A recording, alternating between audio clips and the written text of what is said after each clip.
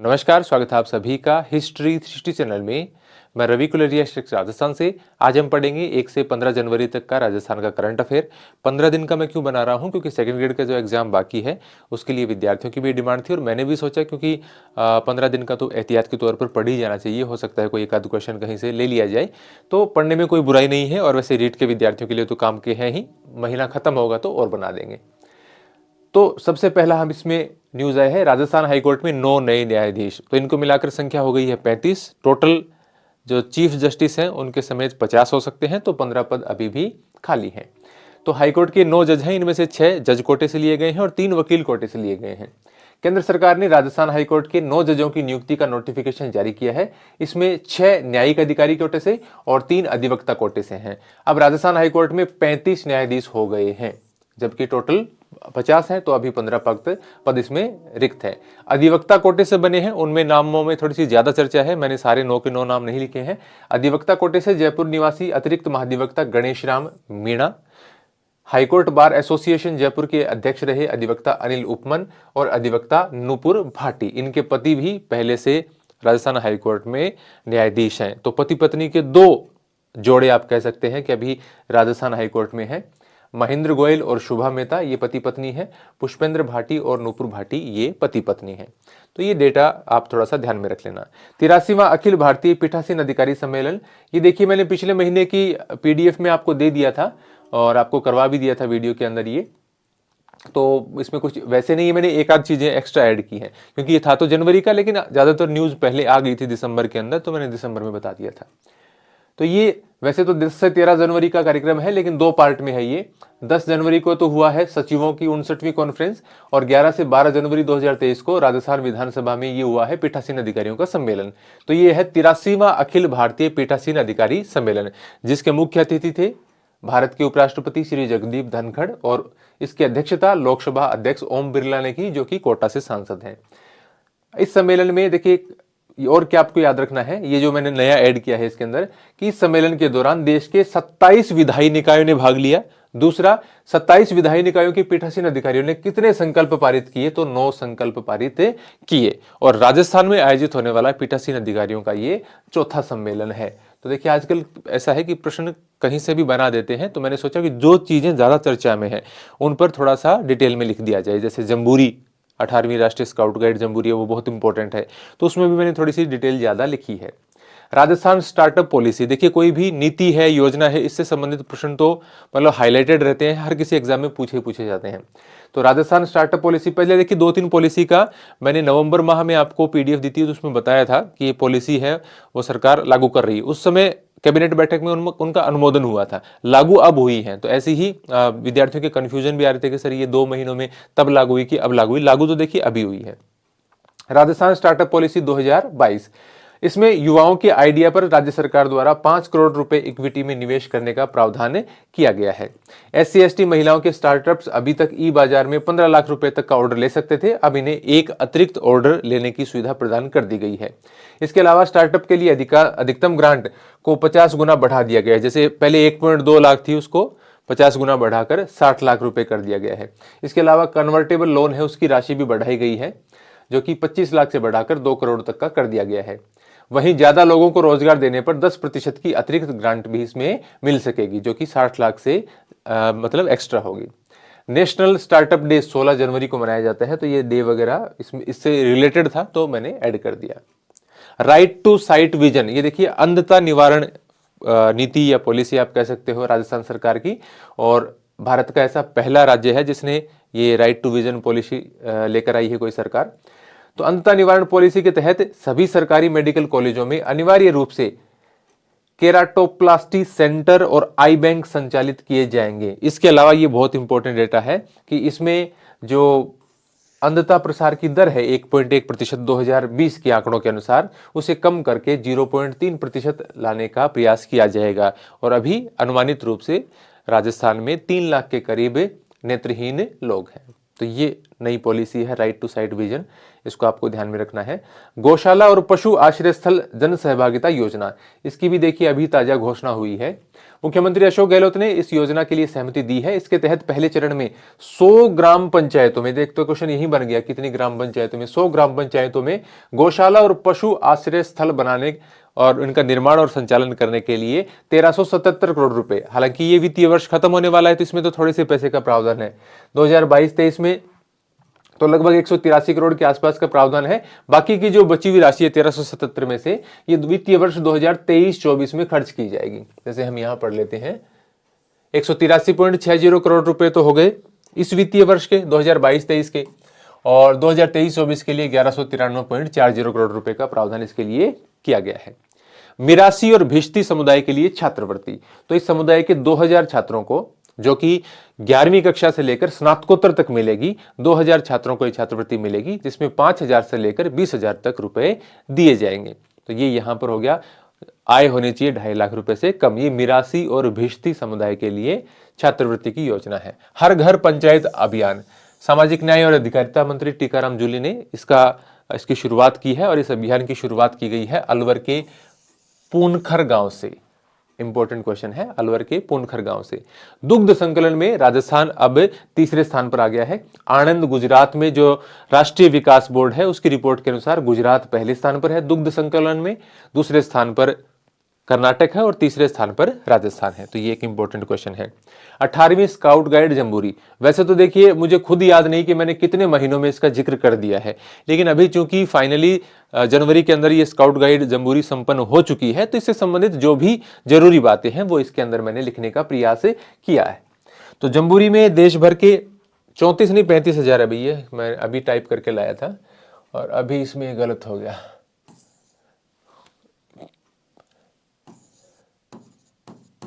Jamboree में देश भर के 35,000 स्काउट गाइड सहित 400 विदेशी प्रतिभागी शामिल हुए। इसके अलावा राष्ट्रपति द्रौपदी मुर्मू इसकी मुख्य अतिथि थी।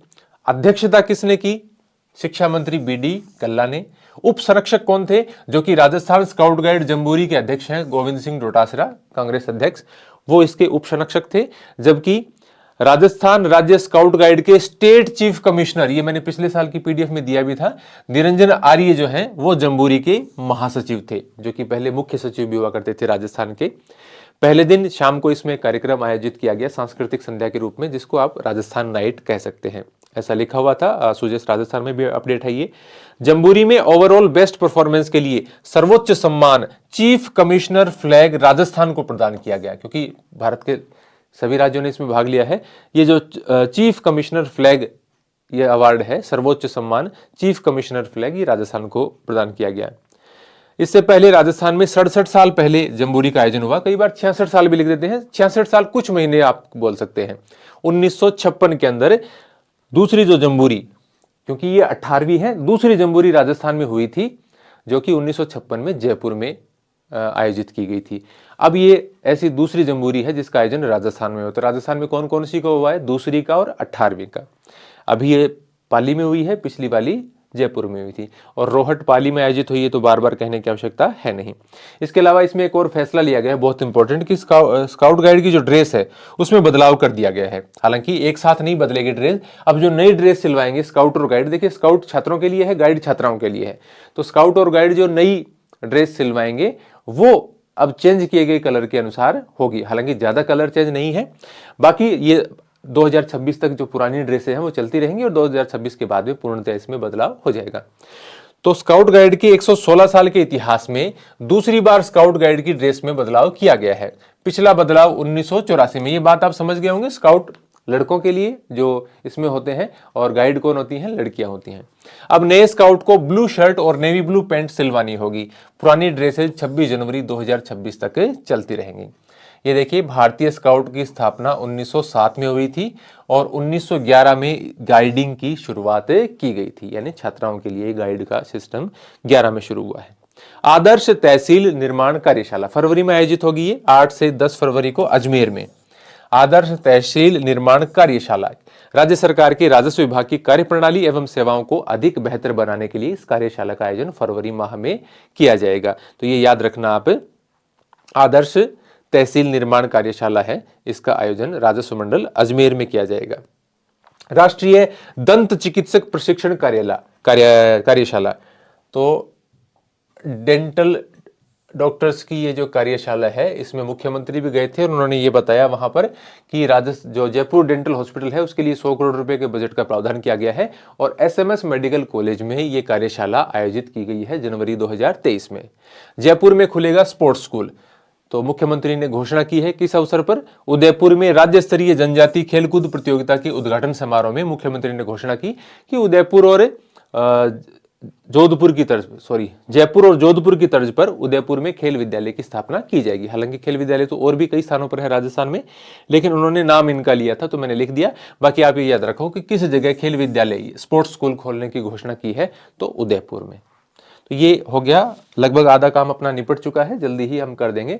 राजस्थान विश्वविद्यालय का 32वां दीक्षांत समारोह, तो अभी राजस्थान विश्वविद्यालय की स्थापना का 77वां आप कह सकते हैं कि स्थापना दिवस था और उसी अवसर पर ये जो 395 विद्यार्थियों को पीएचडी की डिग्री, मतलब पूरा दीक्षांत समारोह जो होता है वो आयोजित किया गया है। तो ये था राजस्थान विश्वविद्यालय का 32वां दीक्षांत समारोह। दोनों चीजें याद रखना, 32वां दीक्षांत समारोह और स्थापना दिवस कौन सा, 77वां। स्थापना दिवस वैसे हर किसी विश्वविद्यालय का हम नहीं ध्यान में रख सकते, लेकिन राजस्थान विश्वविद्यालय तो राजस्थान का सबसे प्रमुख विश्वविद्यालय आप कह सकते हैं, तो इसका हमें देख लेना चाहिए। पुलिस कर्मियों के लिए साप्ताहिक अवकाश की शुरुआत की गई है, तो पूरे राजस्थान में 14 जनवरी 2023 से इसके लिए की गई है। पायलट प्रोजेक्ट के रूप में इसकी शुरुआत की गई थी गेगल अजमेर से, पहले भी इसकी न्यूज आई थी। अभी 14 जनवरी 2023 से पूरे राजस्थान में इसकी शुरुआत की गई है, यानी पुलिस कर्मियों को भी हफ्ते में एक दिन का अवकाश। पहले पुलिस कर्मियों के लिए कोई अवकाश नहीं होता था, ड्यूटी के बाद में, कुछ दिनों की ड्यूटी के बाद में उनका रेस्ट का एक ऑप्शन होता था, लेकिन अभी ये अवकाश का प्रावधान किया गया है 14 जनवरी 2023 से। और पायलट प्रोजेक्ट कहां पर पहले शुरू किया गया था, गेगल अजमेर में। सेना व अर्धसेना में एक रिपोर्ट सी आई थी ये अखबार में, राजस्थान के 7.38% सैनिक हैं। इसमें बताया गया है कि यूपी में सबसे ज्यादा है, 2 नंबर पर बिहार और तीसरे नंबर पर सैनिक और अर्धसैनिक बलों में राजस्थान के सैनिक हैं। समस्या समाधान में राजस्थान देश में अव्वल है। केंद्र सरकार की एक ये पहला स्थान किस में दिया है, देखिए, सर्विस डिलीवरी और जन अभियोग निराकरण में केंद्र सरकार द्वारा चलाया गया अभियान सुशासन सप्ताह प्रशासन गांवों की ओर 2022 के तहत 2 श्रेणियों सर्विस डिलीवरी और जन अभियोग निराकरण में राजस्थान ने देश में पहला स्थान प्राप्त किया है। 50 आर्द्र भूमियों को अधिसूचित करने की अनुमति। वन, पर्यावरण और जलवायु परिवर्तन मंत्री हेमाराम चौधरी की अध्यक्षता में राज्य आर्द्र भूमि प्राधिकरण की बैठक में 20 जिलों की 50 आर्द्र भूमियों को अधिसूचित करने का फैसला किया गया है। तो 50 आर्द्र भूमि, ऐसा याद रख लेना आप। कुलपति नियुक्ति के लिए सर्च कमेटी का गठन किया गया है, तो इसके लिए अभी देखो 10 यूनिवर्सिटी में वाइस चांसलर की नियुक्ति की जानी है। इसके लिए एक समिति का गठन किया गया है रिटायर्ड जस्टिस एस कुलश्रेष्ठ की अध्यक्षता में। ठीक है, ये तो यूनिवर्सिटी का नाम लिख रखा है, इसके अलावा भी कई सारी यूनिवर्सिटी हैं जिनमें कुलपति की नियुक्ति की जानी है।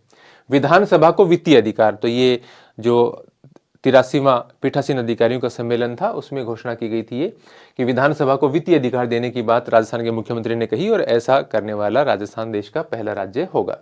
811वां उर्स, ये 15 जनवरी के बाद का है, लेकिन आप देख रहे होंगे अखबार के अंदर भी कि ये पिछले एक हफ्ते से लगातार ये न्यूज आ रही है, क्योंकि उर्स का है वो एक ये जो दरगाह, मैं कहूँगा राजस्थान में नहीं पूरे भारत में सबसे महत्वपूर्ण दरगाह है, ख्वाजा मोइनुद्दीन चिश्ती की दरगाह। तो ये 18 जनवरी को झंडे की रस्म के साथ ये 811वां उर्स शुरू होगा। बहुत बार मैंने एग्जाम में देखा है कि कौन सा उर्स, उसके आसपास यदि कोई एग्जाम होता है इस माह के आसपास तो इसका प्रश्न कई बार पूछ लिया जाता है। 33वां पश्चिमी राजस्थान उद्योग हस्तशिल्प उत्सव, ये जनवरी में जोधपुर में आयोजित हुआ। तो पश्चिमी राजस्थान से संबंधित है, थोड़ा सा आइडिया आपको वैसे हो जाएगा, लेकिन पश्चिमी राजस्थान में भी कई जिले हैं, तो आप याद रखें जोधपुर में कौन सा, 33वां। पीएम गरीब कल्याण अन्न योजना, तो अभी इसका देखिए नाम चेंज किया गया है, तो इसलिए मैंने इसको यहाँ पर लिख दिया है। और ये वैसे सेंटर से संबंधित है, लेकिन इस योजना के बारे में जानना ठीक है। पीएम मुफ्त अनाज योजना पहले इसका नाम था, इसका नया नाम कर दिया है पीएम गरीब कल्याण अन्न योजना। इसके अलावा कुछ ये देखिए कोऑपरेटिव सोसाइटी से संबंधित एक बात थी, केंद्रीय कैबिनेट का फैसला था, तो ये भी एसएसटी वगैरह में कहीं काम आ जाता है, तो मैंने यहाँ पे लिख दिया है। रुपे डेबिट कार्ड और भीम यूपीआई पर इंसेंटिव कितने रुपए का, 2600 करोड़ रुपए का देने की घोषणा भी की गई है। ये भी सेंटर से संबंधित है, लेकिन एसएसटी में जैसे साख बैंकिंग वगैरह का टॉपिक होता है और वहां पर आपके यूपीआई, देखिए डेबिट कार्ड, रुपए डेबिट कार्ड हो गया एक, तो आपको उस प्रकार के एटीएम कार्ड के बारे में पता होगा। भीम यूपीआई, देखिए ये आपके जो पेटीएम होता है, गूगल पे होता है, फोन पे होता है, ये सारी यूपीआई है। और ऐसा एक यूपीआई भीम है जो कि गवर्नमेंट अथॉरिटेड है। तो इन दोनों तरीकों से लेन देन करने के लिए वर्ष 2022 में देश में 2600 करोड़ रुपए का इंसेंटिव दिया जाएगा, ऐसी घोषणा भी हुई है। 5G सेवा की शुरुआत देखिए राजस्थान के 3 शहरों जयपुर, जोधपुर और उदयपुर से की गई है। वैसे सांकेतिक रूप से जियो की सेवाएं नाथद्वारा से शुरू कर दी गई थी, लेकिन जियो की आधिकारिक सेवाएं अभी जयपुर, जोधपुर और उदयपुर में सबसे पहले शुरू हुई हैं। उसके बाद में एयरटेल की शुरू हुई है। तो इसकी शुरुआत मुख्यमंत्री अशोक गहलोत ने की। अब ये कुछ उत्सव महोत्सव है। पतंग उत्सव 14 जनवरी को, आपको तारीख सो बताने की आवश्यकता है ही नहीं। जल महल की पाल जयपुर में। हवा महल उत्सव 15 जनवरी को हवा महल के सामने। माही महोत्सव 7 से 9 जनवरी को बांसवाड़ा में, माही नदी पर जो दूसरा सबसे बड़ा बांध है उसके संबंध में है ये। भीलवाड़ा महोत्सव 12 से 14 जनवरी को, कई सालों से नहीं हुआ था, अभी हो रहा है ये। पहला सोलर लिफ्ट प्लांट ये बूंदी में मेज नदी पर बनाया जा रहा है। तो ये बहुत इंपॉर्टेंट क्वेश्चन है। पहला सोलर लिफ्ट प्लांट राजस्थान का बूंदी में मेज नदी पर बनाया जा रहा है।